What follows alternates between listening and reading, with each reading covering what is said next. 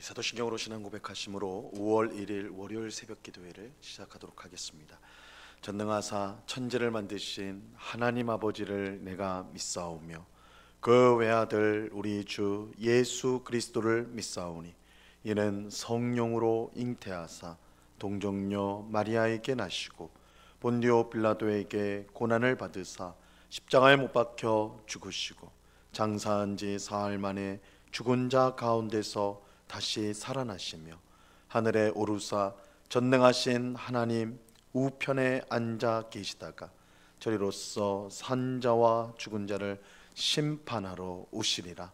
성령을 믿사오며 거룩한 공회와 성도가 서로 교통하는 것과 죄를 사하여 주시는 것과 몸이 다시 사는 것과 영원히 사는 것을 믿사옵나이다.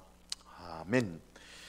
우리 찬송가 292장 주 없이 살 수 없네, 우리 같이 찬송하도록 하겠습니다. 찬송가 292장, 이전 통일 찬송가는 415장 찬송입니다.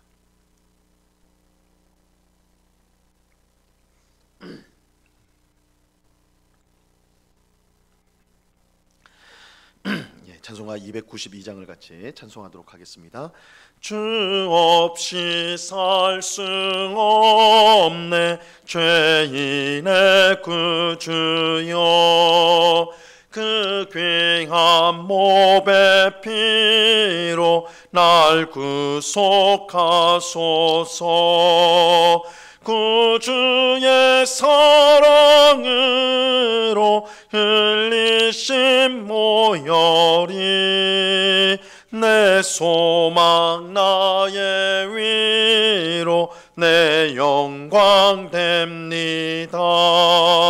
주 없이 살 수 없네 나 혼자 못 서리. 힘없고 부족하며 지혜도 없도다. 내 주는 나의 생명 또 나의 힘이라. 주님을 의지하여 지혜를 얻으리. 주 없이 살 수 없네 내 주는 아신다. 내 영의 깊은 간구 마음의 소원을 주밖에 나의 마음 네 알아주리요. 내 마음 위로하사 평온케 하시네. 주 없이 살 수 없네 세월이 흐르고 이 깊은 고독 속에 내 생명 끝나도 사나운 풍랑일 때 날 지켜주시니 내 곁에 계신 주님 늘 힘이 됩니다. 아멘. 기도하겠습니다. 하나님 아버지 감사합니다. 귀하고 복된 주일을 은혜 가운데 보내게 하시고 이렇게 5월을 시작하는 첫날 새벽에 주님 앞에 나와 기도할 수 있는 귀한 은혜를 베풀어 주심을 감사합니다. 주님, 우리가 이 땅을 사는 것은 우리에게 있는 재물도 또한 우리에게 있는 지혜도 힘도 아니라 오직 하나님을 의지함으로 믿음으로 사는 줄로 믿습니다. 주님, 이 새벽에도 은혜를 간구하고 믿음을 구하는 저희들을 불쌍히 여겨주사 하늘에 속한 신령한 복으로 충만케 하시고 주를 향한 담대한 믿음을 가질 수 있도록 도와 주옵소서. 우리가 예수의 피를 힘입어서 날마다 주님 앞으로 나아가게 하시고 하나님의 귀한 은혜와 복을 소망하며 주님을 의지하며 하나님의 말씀에 순종하여 하나님을 기쁘시게 하는 삶을 살아가는 저희 모두가 되도록 주님 도와 주시옵소서. 우리의 마음 가운데 심령 가운데 하늘의 기쁨과 평강으로 충만케 하여 주시옵소서. 세상이 주는 즐거움, 쾌락, 안정보다 더 귀하고 복된 하나님 나라의 평안으로 기쁨으로 우리의 심령이 충만해져서 더 주님을 사랑하게 하옵시고 또한 이웃을 사랑하고 섬기는 저희의 삶이 될 수 있도록 은혜를 내리워 주시옵소서. 주님, 오직 성령으로 충만하게 하옵소서. 성령이 우리를 온전히 다스려 주셔서 육체의 소욕을 따르지 않게 하시고 성령을 따라 행함으로 우리의 삶 가운데 성령의 아름다운 열매를 맺을 수 있도록 하나님께 영광 돌릴 수 있도록 인도하여 주옵소서. 이 시간 주의 말씀을 듣고자 합니다. 성령 하나님께서 밝히 조명하여 주셔서 주의 말씀의 뜻을 깨닫게 하옵시고 말씀으로 이 세상을 이기게 하옵시고 말씀으로 우리의 심령이 충만한 복된 이 시간 될 수 있도록 은혜 내리워 주옵소서. 감사와 찬송을 주께 드리오며 예수 그리스도 이름으로 기도드리옵나이다. 아멘. 우리 하나님 말씀을 다 같이 봅니다. 고린도후서 11장 30절에서 33절까지의 말씀을 우리가 다 같이 보겠습니다. 고린도후서 11장 30절에서 33절까지의 말씀입니다.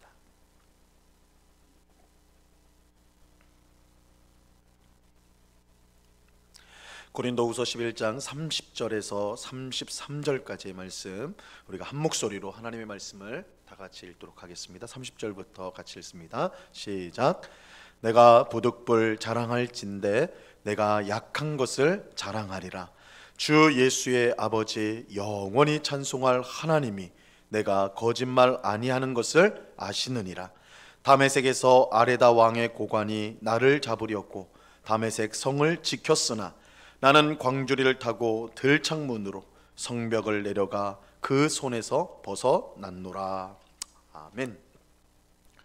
사도 바울은 고린도 교회에 침투한 이 거짓 교사들의 정체를 폭로하고 그들에게 미혹된 고린도 교회 성도들을 구하기 위해서 자신을 자랑하고 있습니다. 이 11장, 원래 이제 10장부터 시작하여서 13장까지는 바울의 자기 자랑을 하고 있는 것입니다.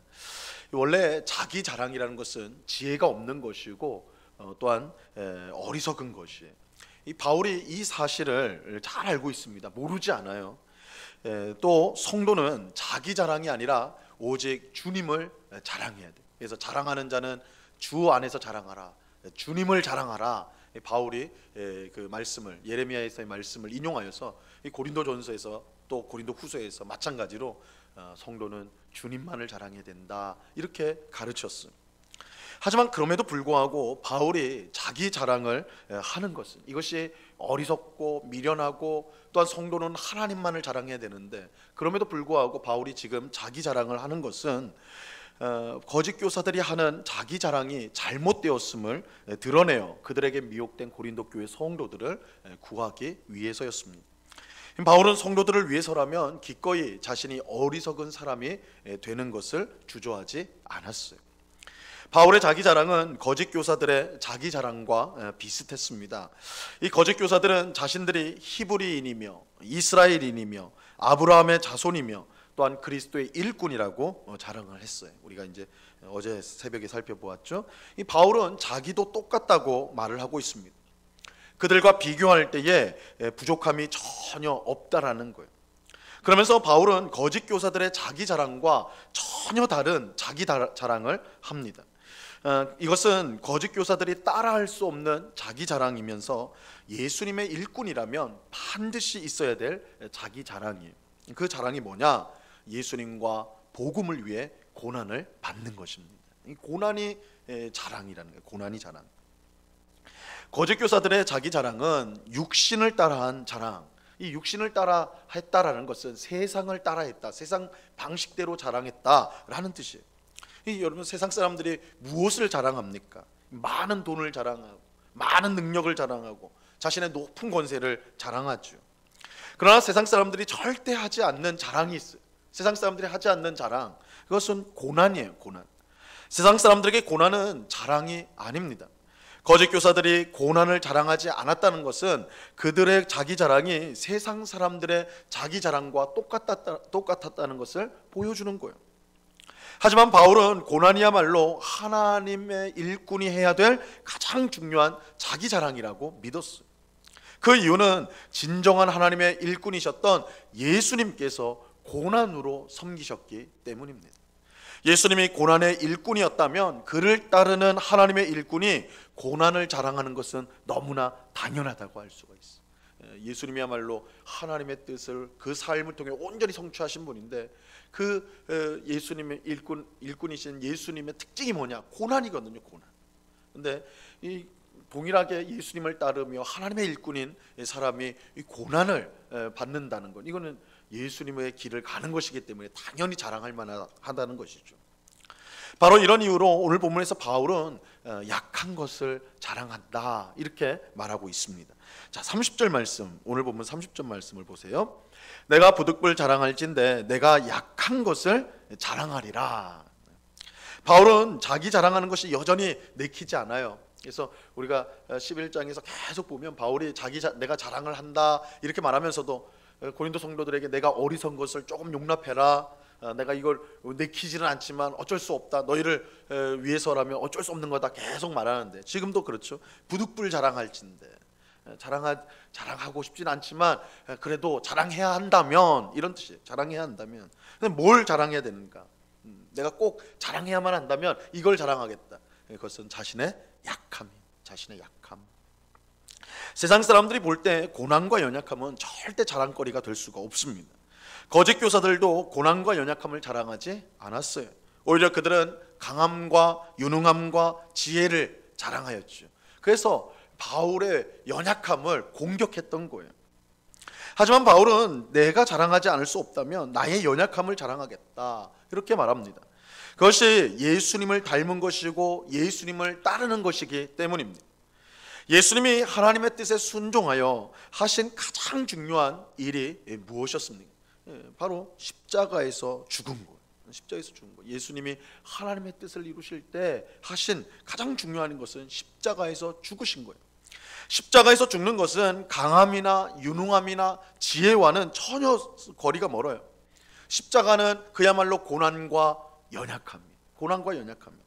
예수님은 내가 하나님의 아들이라면 십자가에서 내려오라는 조롱을 들으면서도 아무 일도 하지 않으셨어요. 예수님이 능력이 없어서 그런 게 아니에요. 예수님이 힘이 없어서 그런 게 아니에요. 십자가 위에 예수님은 철저히 연약하셨고 그 고난을 온전히 받으신 거예요. 하지만 예수님께서 이처럼 고난과 연약함으로 십자가에서 죽었지만 그의 십자가 죽음은 결코 실패가 아니었습니다. 오히려 온 세상 죄를 씻고 예수님을 믿는 모든 사람에게 구원을 주는 가장 위대한 구원 역사였어요. 하나님은 예수님의 고난과 연약함을 통해 세상을 구원하는 위대한 역사를 이루셨어요. 그래서 바울은 하나님 일꾼의 가장 큰 자랑은 고난과 연약함이라고 말하는 거예요. 예수님께서 십자가를 통해서 이 세상의 가장 위대한 역사인 구원 역사를 이루셨기 때문에 연약함이야말로, 고난이야말로 하나님의 일을 이루는 가장 중요한 수단이라는 거예요. 그래서 하나님의 일꾼이 연약함이 있다, 이것도 오히려 자랑해야 되는 것이다. 일꾼의 가장 중요한 자질, 특징이 연약함이다 이렇게 말하는 것입니다. 자, 오늘 본문에서 바울은 자신의 연약함을 자랑한다 하면서 자신에게 실제 있었던 일들을 얘기해 주고 있습니다. 근데 바울은 실제 있었던 일을 말하기 전에 이 말이 하나님 앞에서 참이라는 것을 강조를 해요. 31절을 보세요. 주 예수의 아버지 영원히 찬송할 하나님이 내가 거짓말 아니하는 것을 아시느니라. 바울은 지금 자기가 하는 말이 거짓말이 아니라는 것을 밝히기 위해서 하나님을 증인으로 내세워요. 바울은 자신이 하는 말이 진짜 참되다, 정말이다, 사실이다 강조할 때는 하나님을 증인으로 내세우곤 해요. 빌립보서 1장에도 내가 너희를 사랑하는 줄을 하나님이 증인이시다, 하나님을 증인으로 내어서 자신의 말이 참되다라는 것을 말하죠. 바울이 이렇게까지 하는 것은 연약함을 자랑하는 것이 오늘 우리에게도 그렇지만 당시 사람들에게는 도저히 받아들일 수 없는 일이었기 때문입니다.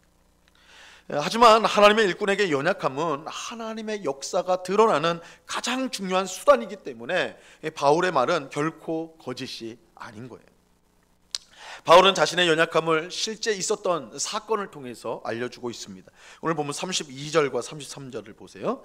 다메섹에서 아레다 왕의 고관이 나를 잡으려고 다메섹 성을 지켰으나 나는 광주리를 타고 들창문으로 성벽을 내려가 그 손에서 벗어났노라. 이 말씀은 사도행전 9장 23절에서 25절에 똑같이 나오는 사건이에요. 그래서 사도행전과 사도 바울의 말이 딱 이제 합치되는 이 내용입니다. 이 바울은 원래 예수님을 믿는 성도를 핍박하는 사람이었어요. 우리가 아는 것처럼 바울은 원래 핍박자였어요. 핍박자. 그는 십자가에서 죽은 예수님이 결코 메시아는 종말에 오실 구원자인데 이 메시아일 수 없다. 십자가에 못 박히신 예수님은 십자가에서 죽은 예수님은 메시아일 수가 없다. 그를 메시아로 믿는 성도들은 모두 신성모독자다. 하나님이 구원자로 세우지 않았는데 구원자라고 믿으니까 그거 신성모독자다. 그렇게 생각했어. 이러한 신성모독자들을 제거하는 일이야말로 바울에게 있어서는 이게 말로 하나님의 일이다. 그래서 바울은 하나님을 위해서 성도들을 핍박하고 교회를 파괴하였어. 그런데 바울이 성도들을 잡기 위해서 다메섹으로 갈 때에 부활하신 예수님이 길에서 나타나셨고, 바울은 그 자리에서 부활하신 예수님을 만나고는 완전히 뒤집어졌어요. 그 사건으로 인해서 바울의 삶이 완전히 뒤집어집니다. 바울은 십자가에서 죽은 예수님이 하나님께 저주를 받았다고 생각했는데, 우리 신명기 21장의 말씀에 보면 나무에 달린 자는 하나님께 저주를 받은 자니, 그래서 유대인들이 예수님을 믿을 수 없는 것은 예수님이 십자가에서 죽었기 때문에, 십자가에서 죽은 죄수는 하나님께 저주를 받은 자, 하나님께 저주를 받았는데 어떻게 메시아가 될 수 있느냐, 이 바울의 생각이에요. 근데 부활하신 예수님을 만나고 예수님이 받은 저주는 예수님에 대한 것이 아니라 바로 우리 죄인들을 위한 것이란 것을 깨닫게 되었어요. 만약 예수님이 죄인이라면 하나님께서 그를 부활시킬 리가 없기 때문에 그래요. 하나님이 의인을 부활시키지 악인을 부활시킬 리는 없다. 그럼 예수님은 의인이신데, 근데 의인이신 예수님이 왜 십자가에서 죽었는가? 그가 그의 죄 때문이 아니라 바로 우리의 죄를 대신하여 죽으셨구나. 이거를 깨닫게 돼. 부활하신 예수님을 만나고는 바울이 그것을 깨닫게 된 거예요. 부활하신 예수님을 만난 이후로 바울은 성도들을 핍박하는 사람에서 예수님의 복음을 전하는 사도로 변화가 되었어. 그 즉시 그는 복음을 전하는 일을 하였어요. 이게 이제 딱 맞아 떨어진 거예요. 예수님이 우리의 모든 죄를 위해서 십자가에서 저주를 받았구나. 우리의 저주를 받았구나. 그분이 정말 메시아구나. 자신의 그 이전까지 가져왔던 율법 지식, 하나님 말씀에 대한 지식이 부활하신 예수님을 만나고는 딱 떨어진 거예요. 그래서 그때부터는 즉시 복음을 전하기 시작하였습니다. 그는 예수님을 만난 후 즉시 복음을 전하기 시작했는데 가장 먼저 간 곳이 아라비아였어요. 아라비아. 우리가 이제 아라비아라고 하면 사막으로 그냥 생각하기 쉬운데, 아라비아는 당시 나바테 왕국이 있었던 곳이 나라였습니다. 나바테라는 왕국이 있었고, 그 나바테를 다스렸던 왕이 오늘 본문에 나오는 아레다 왕이었어요.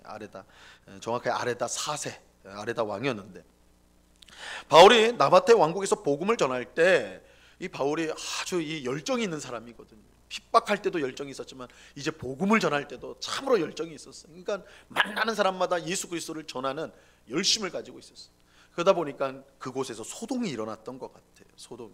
그래서 바울이 이 나바테 왕국을 떠나서 다메섹으로 와야 했어요. 아마 거기서 좀 핍박이 있었던 것 같아요. 그래서 이제 다메섹에서 또 복음을 전하는데, 그곳에 아레다 왕의 고관이 바울을 잡으려고 하였던 거예요. 이때 바울이 자기를 잡으려는 사람들을 따돌리기 위해서 이제 도망을 쳐야 되는데 어떻게 했냐면, 성벽에 있는 창문을 통해서 빠져나와서 광주리를 타고 내려오게 됩니다. 그러니까 아무도 모르게, 이건 붙잡히면 이거 어떻게 될지 모르니까. 근데 이제 창문을 통해 가지고 그 광주리에 넣어져 가지고 이렇게 내려와 가지고 도망을 친 거예요. 그러니까 어떻게 보면 이렇게 이제 바울의 도망하는 모습은 어떻게 보면 좀 비굴해 보여요. 하나님의 복음을 전하는 사도의 위험 있는 모습과는 멀어도 너무 멀어 보이죠. 아주 당당하게 씩씩하게 내가 하나님의 복음을 전하는 자다, 이렇게 하면서 그렇게 좀 근엄 있는 모습을 보였으면 좋았을 것 같은데, 이제 뒷공문을 빼고 도망가는 것처럼 되었단 말이에요. 구약 성경에 나오는 엘리야 선지자 같은 경우에는 그를 잡으러 온 군사들, 왕이 그를 잡으려고 군사들을 보냈는데 그때 하늘에서 불이 내려와 가지고 그 군사들을 다 불로 태워버렸어. 어쩌면 이런 모습이 하나님 일꾼다운 능력 있는 모습이겠죠. 참 위대하다. 하나님이 그를 지켜주시는구나. 불이 내려서 적들을 섬멸하는, 그죠? 이게 멋있는 능력 있는 하나님의 종의 모습 아니에요? 근데 바울은 사람들의 눈을 피해서 몰래 창문을 통해 광주를 내려서 도망쳤단 말이에요. 내빼버렸어요. 사실 이 이야기는 결코 자랑할 만한 이야기가 아니죠.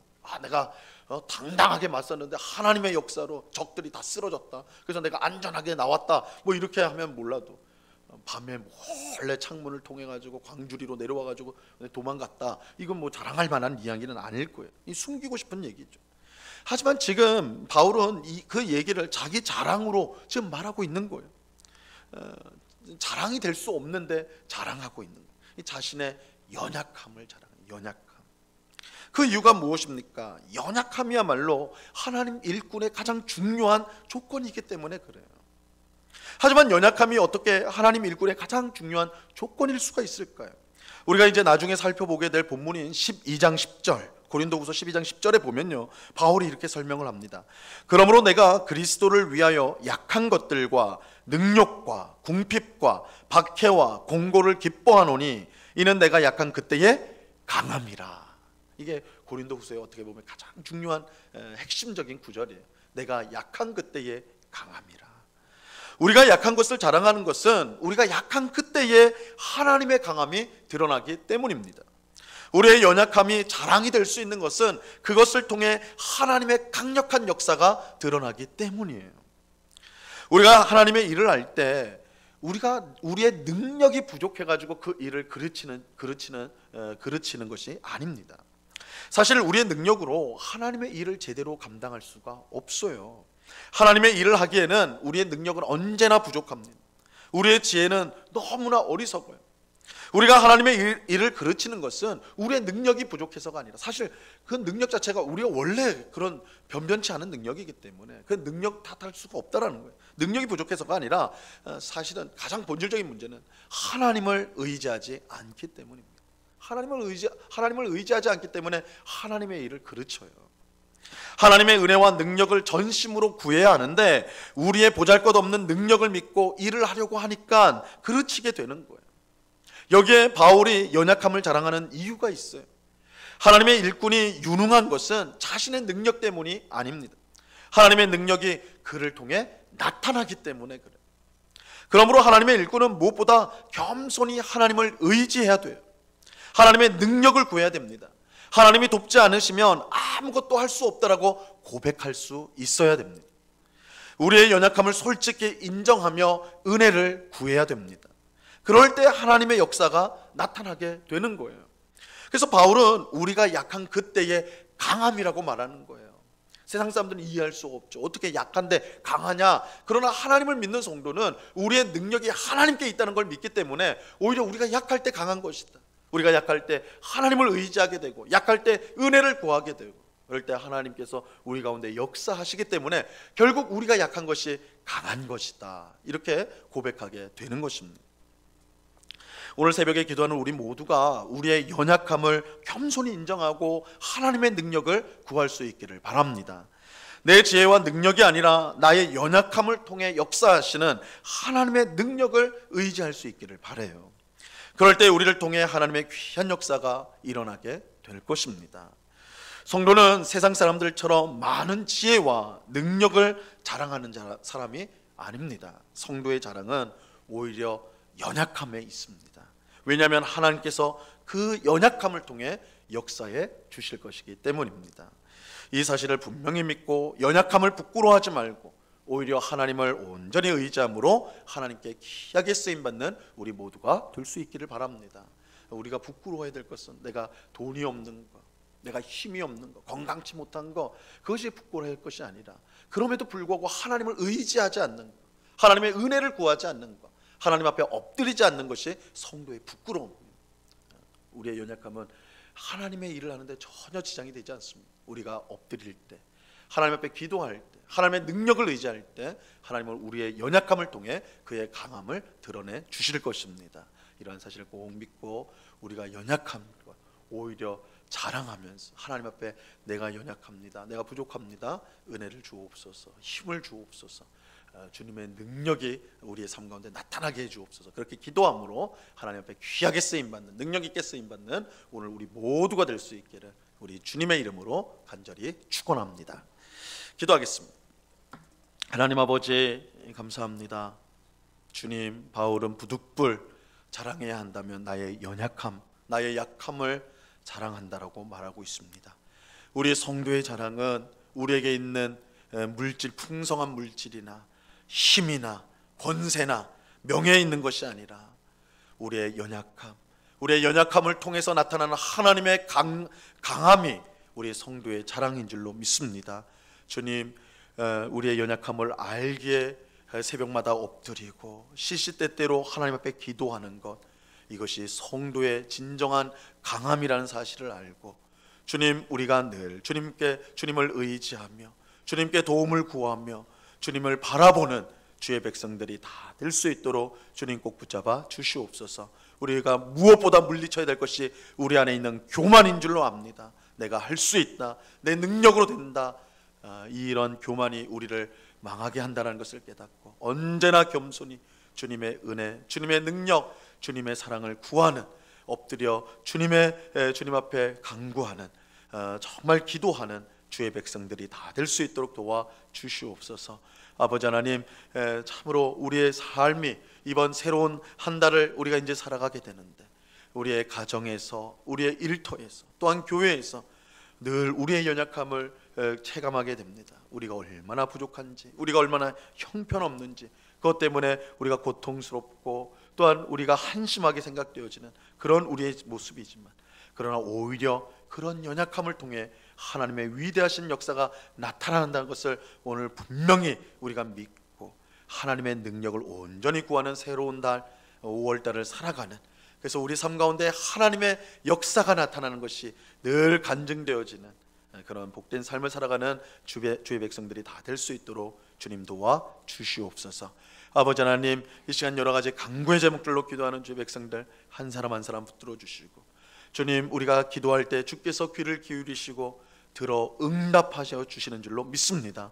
그러나 주님, 우리의 고집대로 구하지 않게 하시고 하나님의 뜻이 이루어지는 것이 가장 복되다는 것을 우리가 믿으며 우리의 삶 가운데 하나님의 뜻이 이루어지기를 원합니다. 하나님의 나라가 임하기를 원합니다. 기도할 줄 아는, 그래서 하나님의 귀한 응답을 받는 주의 백성들이 다 되도록 이 새벽에 함께하여 주시옵소서. 언제나 우리와 함께 하시는 주님께 감사와 찬송을 올려드리오며 예수 그리스도 이름으로 기도드리옵나이다. 아멘. 하늘에 계신 우리 아버지여, 이름이 거룩히 여김을 받으시오며 나라에 임하옵시며 뜻이 하늘에서 이룬 것 같이 땅에서도 이루어지이다. 오늘날 우리에게 일용할 양식을 주옵시고 우리가 우리에게 죄 지은 자를 사하여 준 것 같이 우리 죄를 사하여 주옵시고 우리를 시험에 들게 하지 마옵시고 다만 악에서 구하옵소서. 대개 나라와 권세와 영광이 아버지께 영원히 있사옵나이다. 아멘.